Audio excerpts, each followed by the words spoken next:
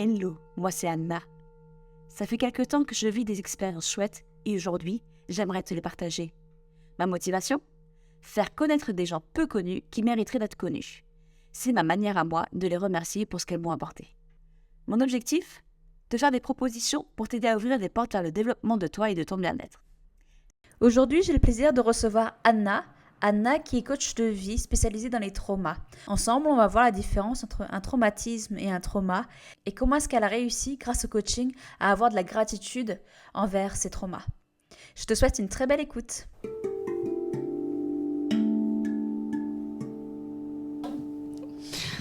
Anna, je suis tellement heureuse, ça me fait trop rire de te recevoir sur cet épisode de podcast. Donc déjà, ça me fait très bizarre de dire Anna. C'est pas tous les jours que j'entends mon prénom, que je donne mon prénom.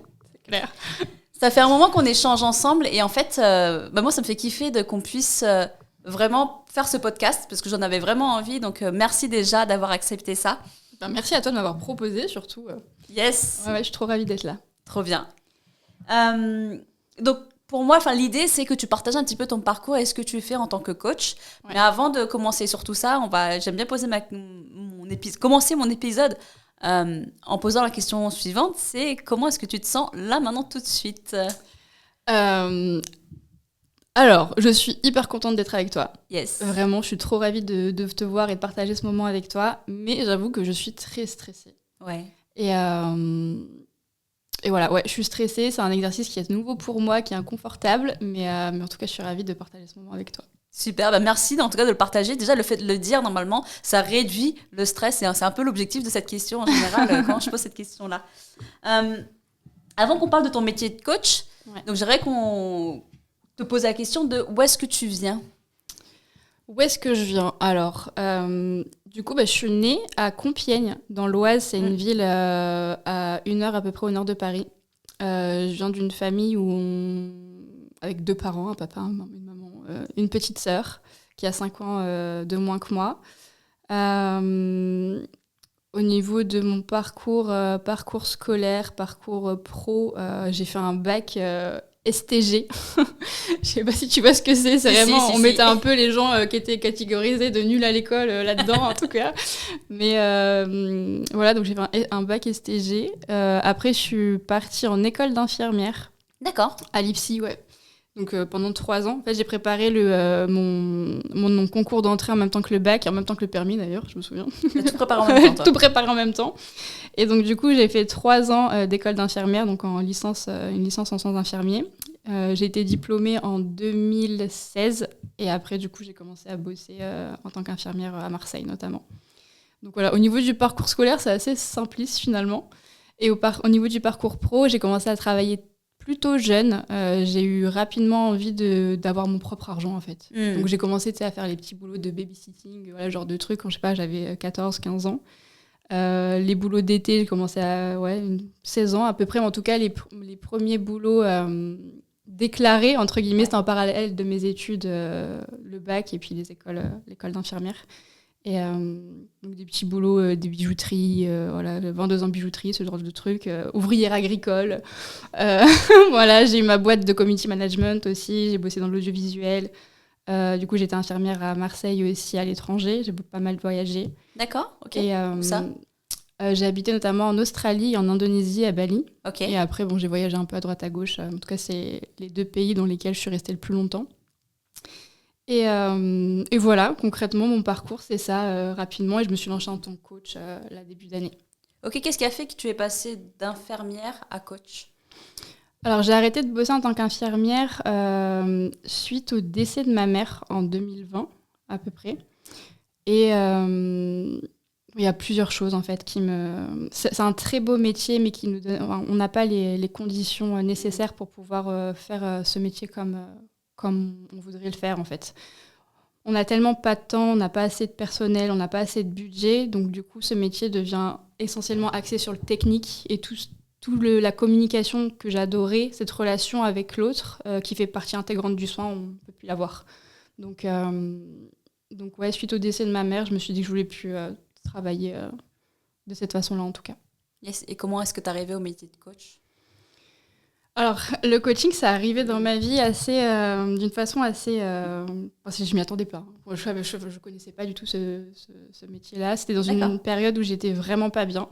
Et je suis tombée sur des vidéos de David Laroche. Donc, son contenu, je l'ai découvert il y a pas si longtemps que ça, finalement.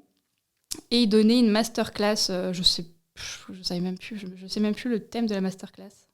Mais et à la fin, il faisait la promo pour les decks, du coup. Enfin, anciennement EDEC, maintenant Paradol School. Et du coup, j'ai eu ce truc au fond de moi qui m'a dit ok, vas-y. Et au départ, je voulais même pas être coach. Je suis rentrée dans l'école pour avoir des clés pour moi et des clés pour pouvoir accompagner mes proches.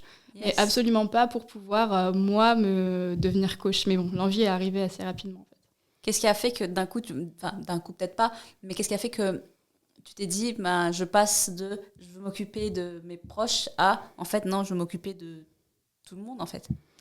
Parce que déjà, être tournée vers l'autre, ça fait partie intégrante de qui je suis. C'est pour ça que je me suis déjà orientée vers le métier d'infirmière plus jeune. Et j'ai bien vu l'impact que 2-3 questions ont pu avoir sur moi et l'impact que ça a pu avoir sur mes proches.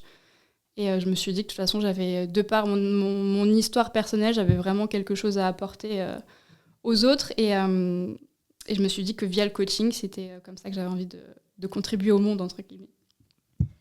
Donc, ok. Et donc, tu as une spécialité en tant que coach ? Ouais, je travaille auprès de personnes qui ont expérimenté le trauma, notamment. D'accord, ok. C'est quoi un trauma ? Est-ce que tu as une définition Alors, une définition pure et dure, non. Mais en tout cas, trauma qui est déjà à différencier du traumatisme. Je ne sais pas si ça te parle. En fait, le trauma, le trauma est une blessure, en fait, qu'elle soit physique ou psychologique. Mais en tout cas, c'est une blessure qui résulte d'une action extérieure. Donc ça, la blessure, c'est le trauma. Cette blessure, elle va avoir des conséquences de variations différentes, d'intensité différentes. Donc ce sont les séquelles, et ça, c'est le traumatisme, en fait. Le traumatisme est la conséquence du trauma. Okay. Le traumatisme peut se manifester de façon physiologique, je sais pas, une coupure, une blessure, des lésions neuronales qui se détruisent, ou bien comportementale, c'est-à-dire que, je sais pas, par exemple, tu vas avoir mal au genou, tu vas te mettre à boiter, par exemple. Okay. Tu vas avoir un impact psychologique, tu peux développer, je sais pas, une peur, une phobie. Donc, en gros, tu as une action extérieure qui va amener une blessure, qui est le trauma. Cette blessure, si elle est importante pour la personne qui le reçoit, va avoir une conséquence, le traumatisme, qui va avoir un impact sur ton comportement. Ok, si on devait résumer ça avec un exemple pour illustrer, pour que ce soit un peu plus facile à comprendre, je ne sais pas si on prend un exemple de... ma maman m'a oubliée à l'école maternelle, par exemple. Ça donnerait quoi ? Ça, c'est le trauma. Ok, donc le fait que ma mère m'ait oubliée... C'est la blessure. Ma mère m'ait oubliée à l'école maternelle, c'est le trauma. C'est la blessure, C'est la blessure, ok. Et ensuite, le traumatisme, ça va être quoi ?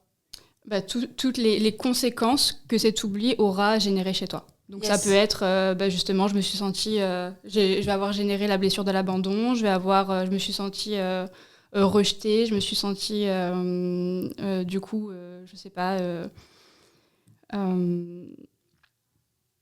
je sais pas, en fait tout ce qui va partir de cet oubli et qui va avoir des répercussions dans ton quotidien. En fait. Ok, et de ce que je comprends, c'est que tout le monde ne vit pas le traumatisme, ne vit pas le trauma et donc n'a pas le traumatisme de la même manière, c'est ça ? Non. Alors, déjà, on est tous sujets au trauma, de par notre expérience, mais on n'est pas sujets tous au traumatisme. Du coup, on ne va pas forcément avoir les mêmes... de par nos expériences, en fait, de par ce qui va être enregistré comme dangereux ou pas au niveau cérébral, on ne va pas tous avoir des conséquences du trauma, en fait. Par exemple, moi, je vais faire tomber mon téléphone, je vais en avoir rien à faire. Quelqu'un d'autre qui va faire tomber son téléphone, ça va avoir des conséquences dans sa vie parce que, justement, ça a été, par le passé, enregistré comme quelque chose de dangereux de faire tomber son téléphone. Enfin, je te donne un exemple comme ça. Ouais, ok. Et c'est ce qui explique pourquoi, il y a certaines choses...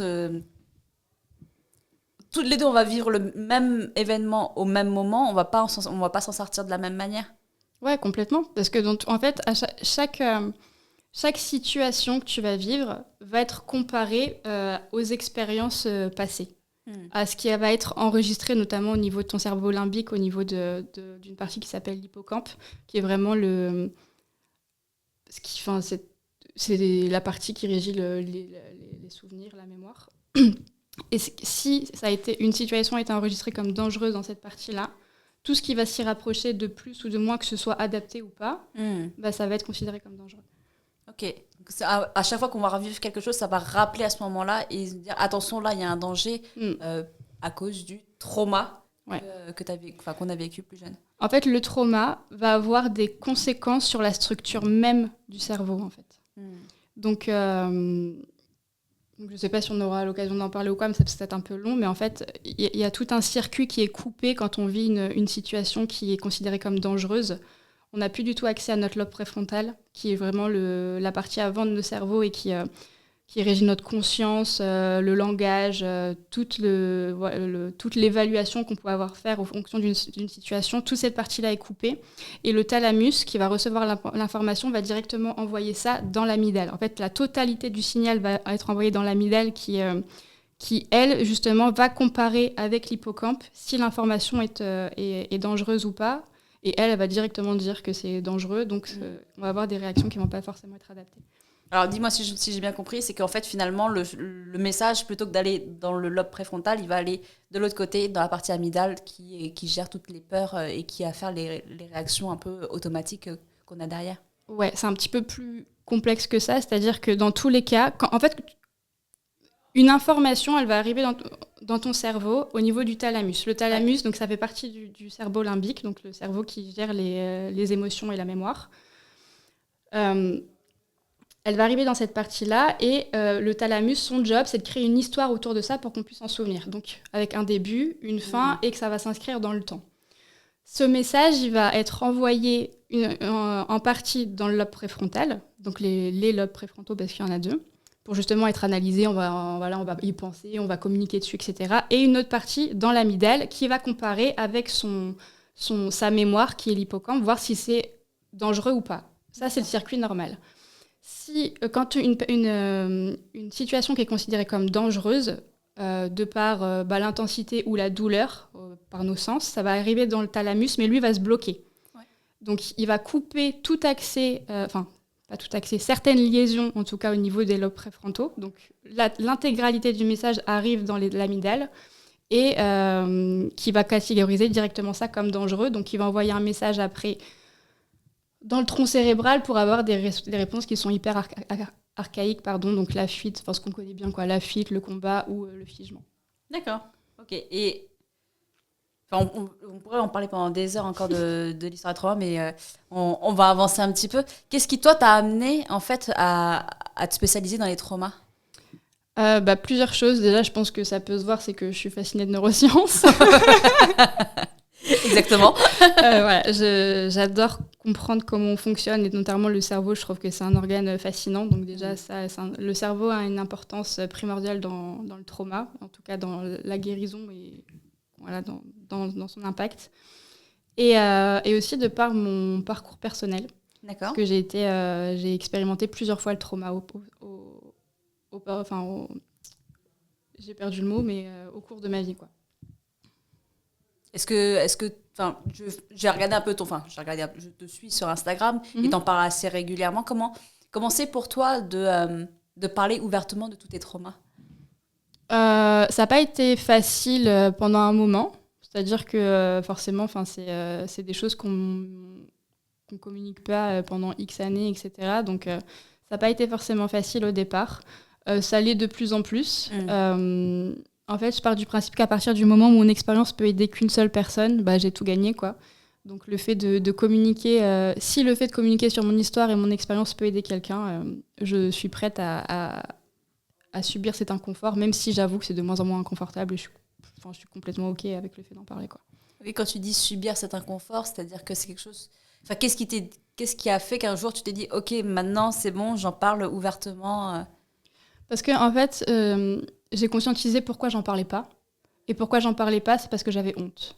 Ok. Et à partir du moment où j'ai conscientisé qu'il n'y avait pas de honte à avoir, parce que ça fait ce que j'ai vécu, ça fait partie de mon histoire et ça a permis d'être la personne que je suis aujourd'hui. Et qu'en plus de ça, ça pouvait aider des gens. Donc, à partir du moment où j'ai capté ça, je me suis dit qu'il n'y avait aucune honte à en parler, quoi. Yes, c'est hyper intéressant ce que tu es en train de dire là.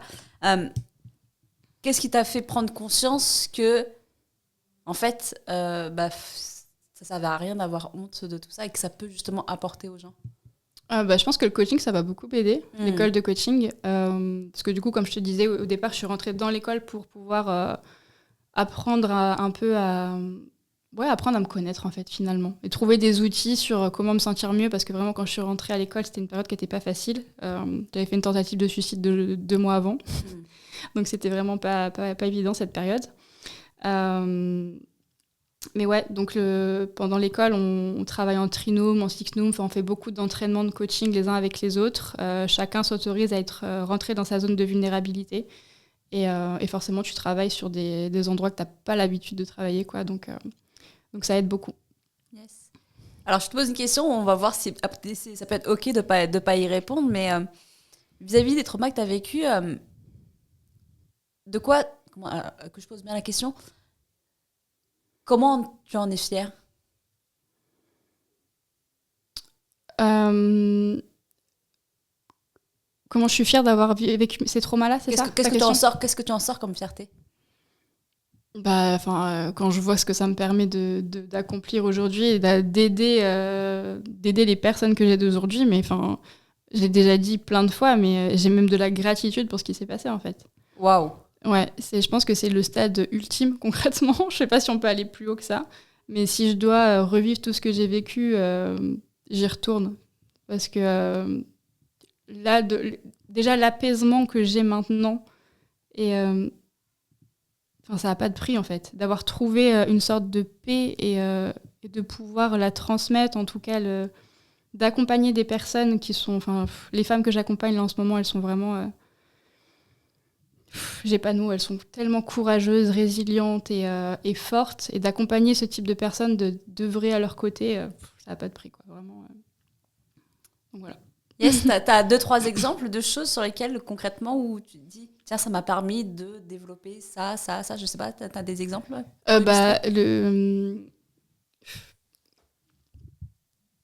exemple, le décès de ma mère, tu vois. Ouais.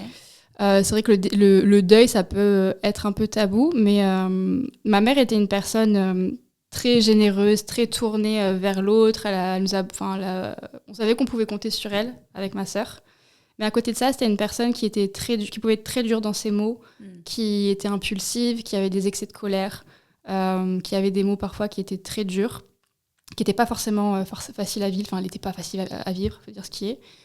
Donc, tu vois, le fait qu'elle soit partie, il y a eu aussi cette sorte de soulagement. Et parfois, c'est pas forcément entendable, mais c'est la vérité, c'est ce qui s'est passé. Évidemment que je vais faire le deuil de certaines parties d'elle, mais je vais pas faire le deuil de d'autres parties.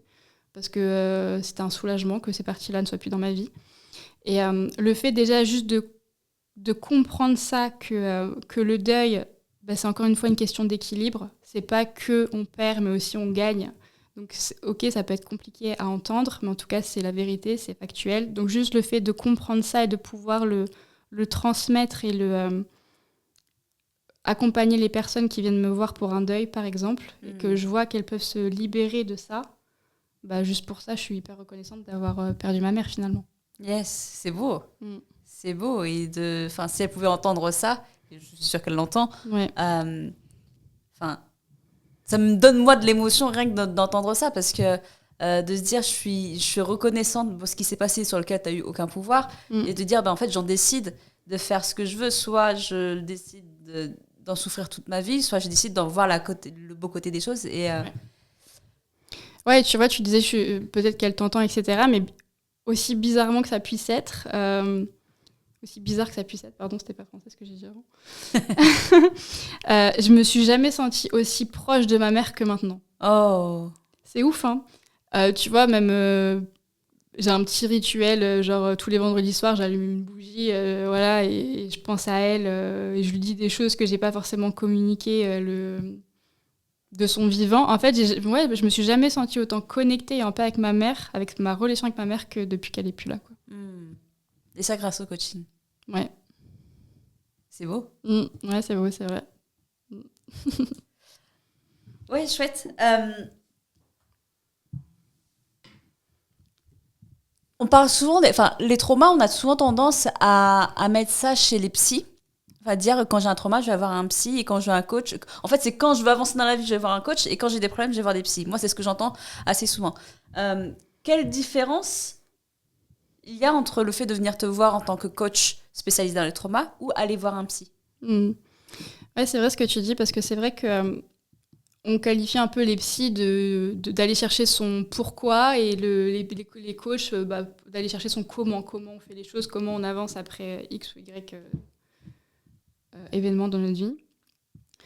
En fait, je dirais que les deux pratiques déjà sont complémentaires et relativement similaires. Et en fait, surtout avec la version du coaching qu'on a pu recevoir à l'école de David, où justement on va aller chercher cette racine, ce fond du problème plutôt que... Donc on va travailler sur le pourquoi et le comment. Et je pense ce qui fait la différence, et je pense que c'est pas forcément avec une psy ou un autre coach, enfin, pas seulement avec le statut psy, mais aussi avec d'autres coachs, quoi que ce soit, c'est que ce sera plus la différence, c'est plus au niveau de mon expérience personnelle, en fait.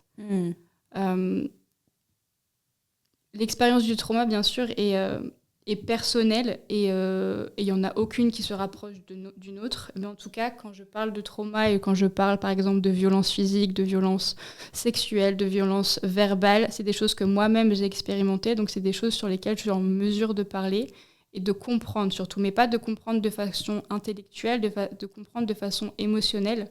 Et je pense que c'est aussi pour ça que ça matche autant avec les personnes que j'accompagne, parce qu'elles se sentent justement comprises. Donc je pense que c'est ça aussi qui fait la différence avec d'autres professionnels de l'accompagnement. Ok, donc c'est pas tant le métier finalement, mais c'est plus le profil de la personne qui va faire qu'on se sent plus connecté, on se sent plus comprise dans notre parcours. Ouais, après bien sûr, il y a une base théorique à avoir, je pense. Mais là, je trouve qu'avec... Alors je peux pas parler pour toutes les écoles de coaching, en tout cas celle dans laquelle je suis, je pense qu'on fait un super travail, on va vraiment chercher les choses en profondeur. Donc, je pense que cet aspect-là est nécessaire que si on reste juste en superficialité. Mais après, oui, l'expérience personnelle fait énormément de différence, je pense. Ok, et quel serait le message que tu auras envie de faire passer à des personnes qui ont vécu des traumas? Si tu avais un message à leur faire passer, ce serait lequel? Je dirais que ces personnes-là sont légitimes, en fait, dans ce qu'elles vivent, dans ce qu'elles ressentent. Parce que c'est vrai que c'est quelque chose que nos émotions, on peut vraiment les laisser de côté, on peut vraiment ne pas les conscientiser, on peut vraiment se sentir, par rapport à ce qu'on a vécu, se dire est-ce que déjà c'est assez grave, est-ce que c'est assez justement pour que je puisse ressentir ce que je ressens, et juste de leur dire qu'elles sont légitimes justement dans ce qu'elles ont vécu, et que un trauma, ça ne veut pas forcément dire d'avoir d'avoir été sur une scène de guerre, par exemple, sur un champ de bataille, qu'à partir du moment où ça a l'impact émotionnel, de l'impact sur eux, ça compte, et sont légitimes, je pense que c'est super important. Ouais, c'est le nombre de personnes que j'entends qui me disent « Mais ouais, mais enfin, moi, il y a eu pire ailleurs. » Mais en fait, on s'en fout. On s'en fout si tu le ressens, c'est juste que ça a lieu d'être et point barre. On s'en fout de savoir si c'est pire ou moins pire. Ouais, parce qu'en fait, on va faire une comparaison avec justement... l'image du trauma qu'on va avoir la plupart du temps, ça va être justement des scènes de guerre, des agressions physiques, des agressions sexuelles, un accident. Vraiment des choses vraiment marquantes, tu vois. Alors que, ok, ça reste des traumas qui sont hyper importants, qui sont... marquant justement, mais c'est pas la majorité du trauma, et justement les traumas les plus communs, ça va être notamment cette blessure du rejet et la blessure de solitude, en fait. Et donc oui, ça rejoint ce que tu dis, c'est que à partir du moment où vous ressentez des choses, où vous vivez quelque chose qui vous fait du mal, bah, ça compte, et c'est légitime. On arrive à la fin de cette interview. Et l'objectif de Wonders by Wonder A, c'est de fonctionner sur recommandation. Donc, est-ce que toi, dans ton expérience, tu as des choses que t'aurais aimé, qui t'ont fait du bien, que ce soit des lectures, des personnes, des thérapeutes, des types de thérapies que tu as, qui t'ont fait du bien et que tu as envie de partager? Ouais. Alors, il y a un livre de dev perso en général qui est hyper connu, mais en tout cas qui m'a fait conscientiser pas mal de choses. Et c'est vraiment le premier bouquin que j'ai lu dans le dev perso, c'est les 4 accords Toltec. Yes. Et je trouve que ce bouquin, pour commencer, ou pour commencer, il transmet des valeurs hyper importantes et qui nous permettent vraiment de réfléchir et de s'introspecter en tout cas. Donc je trouve que ce bouquin, il est top. Après, il y a 2 podcasts, mais après, c'est des podcasts américains qui m'ont beaucoup aidée, notamment le podcast de Jay Shetty. Alors, je crois que le nom, c'est On Purpose. Ok. Et le podcast de Mel Robbins. Alors, je me souviens pas du terme. Mais en tout cas, c'est des kings du développement personnel et vraiment, ils apportent vraiment des pépites à chaque fois. Et au niveau des thérapies, ce qui m'a beaucoup aidée, moi, serait la thérapie par EMDR. Ok. Donc en termes de tapping ou de mouvement oculaire. Parce que justement, moi, je souffrais d'amnésie traumatique. Je me souvenais pas du tout de ce que j'avais vécu quand j'étais enfant. Et donc le fait de me souvenir, ça m'a aidé à me sentir légitime. Mais encore une fois, je tiens à préciser qu'on n'a pas besoin de se souvenir pour que ça compte. Yes. Voilà. Donc on a les 4 accords Toltec. Les 2 podcasts, alors c'est Jay Shetty et l'autre c'est Mel Robbins. Mel Robbins. Ouais. Dans tous les cas, je le remettrai dans les recommandations. Et puis, en termes de thérapie, c'est le MDR, donc en système, soit de manière oculaire, soit en tapping. Ouais, c'est ça. Yes, super. Et pour ceux et celles qui ont été jusqu'au bout de l'épisode, qu'est-ce qu'on peut leur offrir? Eh ben, on peut leur offrir une séance de coaching. Yes, donc Une séance de coaching gratuite. Si vous venez avec le mot magique, je sais pas, ce serait quoi le mot magique, Anna? je sais pas, ça peut être Anna Carré. Allez, ouais, carrément, Anna au carré. Vous venez avec Anna au carré dans mes DM et puis on travaillera ensemble pendant une séance. Une séance. Donc, on n'est pas forcément obligé d'avoir un trauma pour venir te voir. Non, après, je suis coach de base, mais après, je suis spécialisée pour le traumatisme. Yes, donc on vient Anna au carré sur Insta. Oui, Instagram, c'est mon nom, mon prénom, donc Anna, A2NA, et Gilliot, G-I-2-L-I-O-T. Et vous m'envoyez un petit message, un petit MP avec Anna au carré, et puis je comprendrai le message. Yes, ça marche. Et de toute façon, je remettrai ça en bas de l'épisode. Super. Merci beaucoup, Anna. Merci C'était à un toi. grand plaisir. Et je te dis à très, très, très bientôt. Oui, à très vite. Merci. Avec plaisir.